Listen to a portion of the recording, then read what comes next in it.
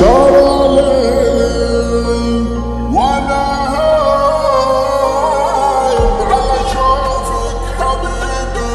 ما تدري وش كبر شوقي واذا طبعي معك دايم، حرقي من غيابك اجلك تطفي حروقي، اجلك تطفي حروقي وانا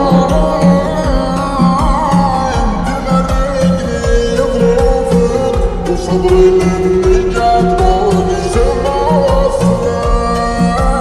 عايم وبردك فيه عتمات، ظلم الليل من فوقي، ظلم الليل عذاب ويشافونك ظنيهم يخفونك سبب غيره من ابسط شي يحسدونك على عيونك، فما بالك عالمعجزه وخطك لها ساقي، خبر غيرك ولا تروي احد زيك يا هراني، شد انتباه لونك اللي زهار ونحره سميت الارض امر لقلب الهوى، قلبي انا فيك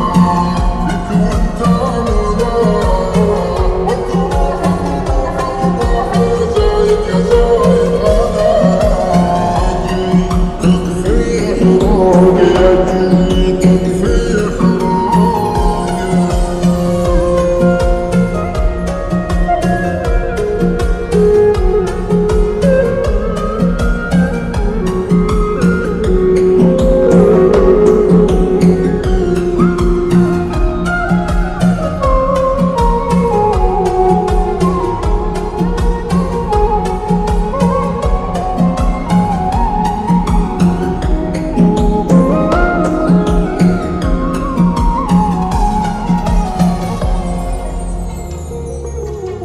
الجو اليوم معك حايم، بعدين يا ولدي منكم تشكو مواعيدك بالكل دايم، ثواني في ثواني بدالك يا معشوق، بدالك يا معشوق، كسرت عيوني من نورك ترق قلوب لنورك، حيتحنس بك يا حي سروري يبقى يزورك، انا صبحي مع شمسك ونسناسك هواها مسك، وذا يومك يزود الضي ما حد زيك. السلام عليكم. في 23 مارس 1994 بين تقرير تشريح جثة رونالد أوبوس، فإنه توفي من طلقات نارية في رأسه بعد أن قفز من سطح بناية مكونة من 10 طوابق في محاولة للانتحار، تاركا خلفه رسالة يقول فيها عن يأسه من حياته، ولكن أثناء سقوطه أصابته رصاصة انطلقت من إحدى نوافذ البناية التي قفز منها،